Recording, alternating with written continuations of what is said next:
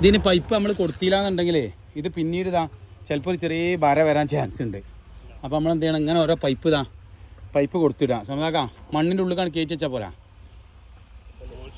ഒന്ന് കുത്തിയാണ്ട് വെച്ച് കൊടുക്കണമല്ലേ. മറ്റെന്താ പറയുക, സിമെൻറ്റ് വന്നിട്ട് അതിൽ അടഞ്ഞു പോകും. അതിനാണ് ഇത് ഇതല്ല കേട്ടാ ഇവിടേക്കുള്ള പൈപ്പ്. ഇതിൽ 2 അടി ഉണ്ടാവും. 2 അടി ഇതാ ഇവിടേക്കുള്ള പൈപ്പുകൾ ഇതാണ് കേട്ടാ. ഇതാണ് ഇതിക്കുള്ള പൈപ്പ് കേട്ടാ. അതിന് സൈക്കിൾ എടുത്തിൻ്റെ വൈത്താൽ അടക്കരുത്. അത് എന്താ വെച്ചാൽ അതിനനുസരിച്ച് എന്ത് ചെയ്യട്ടാ. 10-15 കഷ്ണം പൈപ്പ് ഉണ്ട്. ഓക്കെ, സെറ്റാക്കിയിട്ട് ചെയ്താൽ കേട്ടാ. മറ്റെന്താ പറയുക, പിന്നെ നമുക്കിത് വെച്ച് കൊടുക്കാൻ പറ്റൂല. ഇത് കയറ്റേണ്ട ആവശ്യം ഉണ്ടാവില്ല. അതിനനുസരിച്ചുള്ള ഓരോന്നും ഇതിലുണ്ടാവും. ഇതാ പൈപ്പിന്റെ ഗോഡൗൺ അല്ലേ പോടുന്നു ഇങ്ങനെ. ഇതാ